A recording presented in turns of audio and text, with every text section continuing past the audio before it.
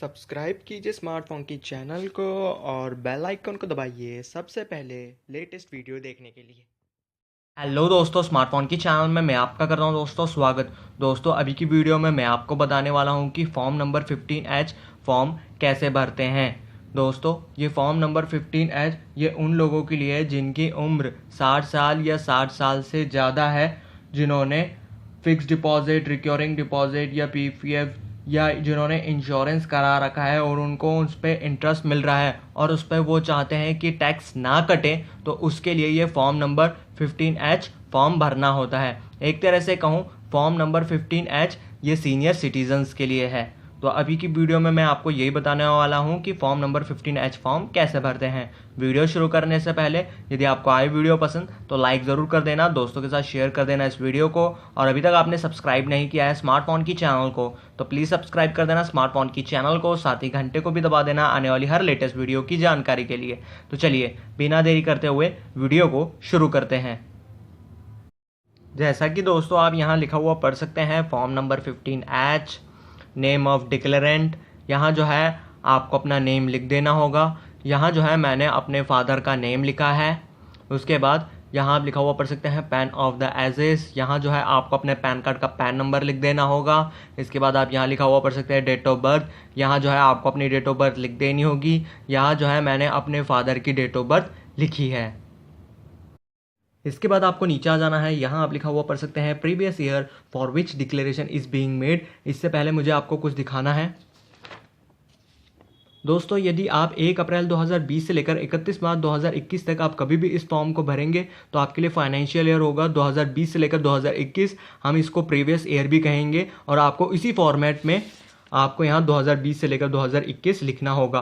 आज दोस्तों 17 अगस्त 2020 को ये वीडियो बना रहा हूँ, इसलिए मैंने यहाँ फाइनेंशियल ईयर में 2020 से लेकर 2021 यहाँ लिखा है।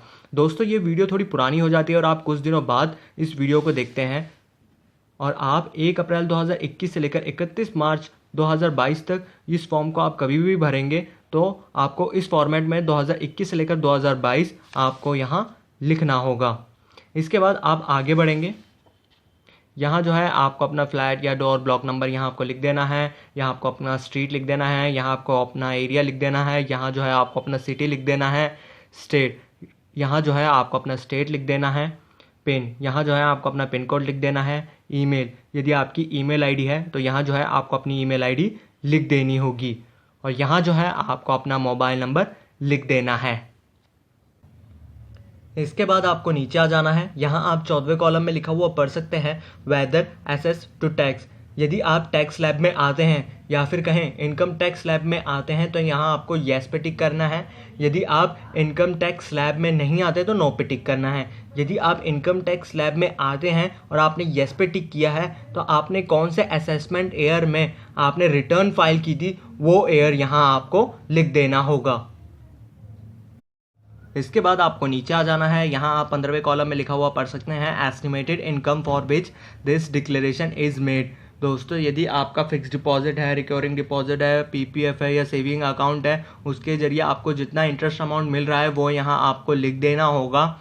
जैसे कि दोस्तों मेरे पापा ने 2 लाख की फिक्स डिपॉजिट करा रखी है और इंटरेस्ट रेट 7% है, तो 14,000 इंटरेस्ट अमाउंट बनता है, इसलिए यहाँ जो है इंटरेस्ट अमाउंट 14,000 लिखा गया है। आपका जितना भी इंटरेस्ट अमाउंट बनता है वो यहाँ आपको लिखना होगा। इसके बाद आप 16वें कॉलम में जाएंगे। यहाँ आप लिखा हुआ पढ़ सकते हैं estimated total income of the PY in which income mention in column 15 to be included. यानी कि आपका जो इंटरेस्ट अमाउंट प्लस आपका जितना मतलब इनकम होती है सालाना, उसको जोड़कर यहाँ पर जितना अमाउंट बनता है वो यहाँ आपको लिखना होगा। मान लीजिए मेरी पापा की सालाना इनकम जो है 2,26,000 है और 2 लाख की जो FD करा रखी है उसमें इंटरेस्ट रेट 7% तो 14,000 बनता है, तो टोटल कर मेरे पापा की फाइनेंशियल ईयर की इनकम 2,40,000 हो जाती है, यानी कि ये एस्टिमेटेड टोटल इनकम हो गई। तो इसलिए यहाँ जो है एस्टिमेटेड टोटल इनकम 2,40,000 लिखा है। इसी तरीके से आपकी जितनी सालाना इनकम है साथ में आपको इंटरेस्ट अमाउंट जोड़कर जितना अमाउंट बनता है वो यहाँ आपको लिखना होगा, वो आपकी एस्टिमेटेड टोटल इनकम कहलाएगी। इसके बाद आपको नीचे आ जाना है। यहाँ आप 17वें कॉलम में जैसे कि लिखा हुआ पढ़ सकते हैं, detail of form number 15 H other than this form field for the previous year if any, यानी कि आपने इस फाइनेंशियल ईयर में फॉर्म नंबर 15H भरा है तो आपने कितनी बार भरा है वो यहाँ आपको लिखना होगा, और कितने अमाउंट के लिए भरा है तो वो अमाउंट भी यहाँ आपको लिखना होगा। और आपने नहीं भरा तो यहाँ आपको शून्य लिखना होगा, शून्य शून्य। जैसे कि हमने कोई फॉर्म नंबर 15H में, यानी कि मेरे पिताजी ने नहीं भरा है, इसलिए यहाँ शून्य और यहाँ शून्य लिखा है। इसके बाद आपको नीचे आ जाना है। यहाँ आप 18वें कॉलम में लिखा हुआ पढ़ सकते हैं, detail of income for which the declaration is filled, यानी कि आपको इनकम की डिटेल देनी होगी जिसके लिए ये फॉर्म आप भर रहे हो। Serial number 1, identification number of relevant investment and account etcetera, यानी कि आप जिस अकाउंट के लिए आप ये फॉर्म भर रहे हो उसका अकाउंट नंबर लिखना होगा। यानी कि मान लीजिए यदि आप पीपीएफ के लिए भर रहे हैं, या आपकी फिक्स डिपॉजिट है, या सेविंग अकाउंट है, या फिर आपका डिविडेंड है, या डीमेट अकाउंट है, तो उसका यहाँ जो है आपको अकाउंट नंबर लिखना होगा, या फिर कहे इन्वेस्टमेंट नंबर यहाँ आपको लिखना होगा। इसके बाद आप यहाँ लिखा हुआ पढ़ सकते हैं, नेचर ऑफ इनकम, यानी कि आपके फिक्स डिपॉजिट है या रिकरिंग डिपॉजिट है, उसके ज़रिए आपकी इनकम हो रही है, तो यहाँ आपको नेचर ऑफ इनकम में इनकम फ्रॉम इंटरेस्ट लिखना होगा। और या फिर कहें आपका ईपीएफ है और मैच्योर होने से पहले आप उसको विड्रॉ कर रहे हैं, तो यहाँ आपको लिखना होगा pre mature withdraw from EPF. Depend करता है कौन से टाइप के लिए आप इन्वेस्टमेंट के लिए फॉर्म भर रहे हैं या सेविंग्स के लिए फॉर्म भर रहे हैं। इसके बाद आप इधर आएंगे, यहाँ आप लिखा हुआ पढ़ सकते हैं, section under which tax is deductible. Different scheme के लिए डिफरेंट सेक्शन हैं, जैसे कि आपकी फ़िक्स डिपॉजिट के ज़रिए इनकम हो रही है या रिकरिंग डिपॉजिट के ज़रिए आपकी इनकम हो रही है, तो इसके लिए यहाँ जो है 194A लिखना होगा।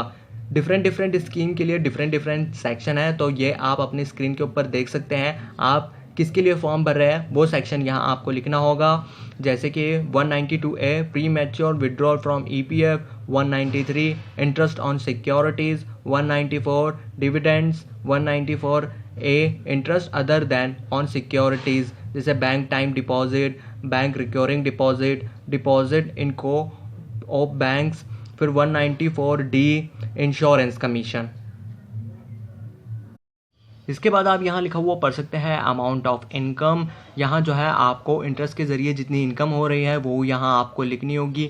जैसे कि मैंने आपको पहले ही बताया था कि हमने फ़िक्स डिपॉजिट करा रखा है, जितना उसका इंटरेस्ट अमाउंट बन रहा है वो हमने यहाँ लिख दिया है। उसी तरीके से आपको सेविंग्स के ज़रिए या इन्वेस्टमेंट के ज़रिए आपकी जो इनकम हो रही है वो यहाँ आपको लिख देनी होगी। यहाँ आप लिखा हुआ पढ़ सकते हैं, सिग्नेचर ऑफ द डिक्लेरेंट। यहाँ जो है डिक्लेरेंट के सिग्नेचर कर देने होंगे। यहाँ जो है मेरे पिताजी ने सिग्नेचर कर दिए हैं। इसके बाद आप नीचे आएंगे, यहाँ आप लिखा हुआ पढ़ सकते हैं, डिक्लेरेशन एंड वेरिफिकेशन। यहाँ जो है आपको अपना नेम लिख देना है, इस डिक्लेरेशन को पढ़ लेना है। डिक्लेरेशन को पढ़ लेने के बाद आप यहाँ लिखा हुआ पढ़ सकते हैं, for the previous year ending on. आपको मैं बता दूं, आप 1 अप्रैल 2020 से लेकर 31 मार्च 2021 तक आप कभी भी इस फॉर्म को भरेंगे तो प्रीवियस ईयर एंडिंग ऑन में आपको यहाँ लिखना होगा 31 मार्च 2021। जैसे कि आज मैं 17 अगस्त 2020 को ये वीडियो बना रहा हूँ, इसलिए यहाँ प्रीवियस ईयर एंडिंग ऑन में 31 मार्च 2021 लिखा है। मान लीजिए ये वीडियो पुरानी हो जाती है और आप कुछ दिनों बाद देखते हैं, आप 1 अप्रैल 2021 से लेकर 31 मार्च 2022 तक आप कभी भी इस फॉर्म को भरेंगे तो आपके लिए डेट थोड़ी चेंज हो जाएगी। आपको यहाँ लिखना होगा 31 मार्च 2022। इसके बाद आप आगे बढ़ेंगे। इसके बाद आप यहाँ लिखा हुआ पढ़ सकते हैं, relevant to the assessment year. मैं आपको इसके बारे में थोड़ा बताना चाहता हूँ। 1 अप्रैल 2020 से लेकर 31 मार्च 2021 तक आप कभी भी इस फॉर्म को भरेंगे तो आपके लिए असेसमेंट ईयर होगा 2021 से लेकर 2022। आपको यहाँ लिखना होगा 2021 से लेकर 2022। जैसे कि आज मैं 17 अगस्त 2020 को ये वीडियो बना रहा हूँ, इसलिए यहाँ मैंने असेसमेंट ईयर में 2021 से लेकर 2022 लिखी है। मान लीजिए ये वीडियो थोड़ी पुरानी हो जाती है, आप इसे कुछ दिनों बाद देखते हैं और आप इस फॉर्म को भरते हैं 1 अप्रैल 2021 से लेकर 31 मार्च 2022 तक आप कभी भी इस फॉर्म को भरते हैं, तब आपके लिए असेसमेंट ईयर चेंज हो जाएगा। तब आपको लिखना होगा 2022 से लेकर 2023। आपको यहाँ लिखना होगा 2022 से लेकर 2023। इसके बाद आप आगे बढ़ेंगे, यहाँ आप लिखा हुआ पढ़ सकते हैं, सिग्नेचर ऑफ द डिक्लेरेंट। यहाँ जो है डिक्लेरेंट के सिग्नेचर कर देने होंगे। यहाँ जो है आपको अपना प्लेस लिख देना होगा। आप जिस दिन इस फॉर्म को भरेंगे उस दिन की डेट यहाँ आपको लिख देनी होगी। इसके बाद आपको नीचे आ जाना है, यहाँ आप लिखा हुआ पढ़ सकते हैं पार्ट सेकंड। आपको इस कॉलम में आपको कुछ भी नहीं करना है। यदि आप पोस्ट ऑफिस में जमा करा रहे हैं तो ये पोस्ट ऑफिस के अधिकारी भरेंगे। यदि आप बैंक में जमा करा रहे हैं तो ये सारी चीज़ें बैंक के अधिकारी भरेंगे। ये सारी चीज़ें भर देने के बाद आपको इस फॉर्म में और कुछ नहीं भरना है। आशा है दोस्तों अभी की वीडियो में मैंने आपको जो भी जानकारी दी है आपको पसंद आई होगी। वीडियो आई हो पसंद तो लाइक ज़रूर कर देना, दोस्तों के साथ शेयर कर देना इस वीडियो को। और अभी तक आपने सब्सक्राइब नहीं किया है स्मार्टफोन की चैनल को तो प्लीज़ सब्सक्राइब कर देना स्मार्टफोन की चैनल को, साथ ही घंटे को भी दबा देना आने वाली हर लेटेस्ट वीडियो की जानकारी के लिए। तो अभी की वीडियो में इतना ही। वीडियो देखने के लिए धन्यवाद।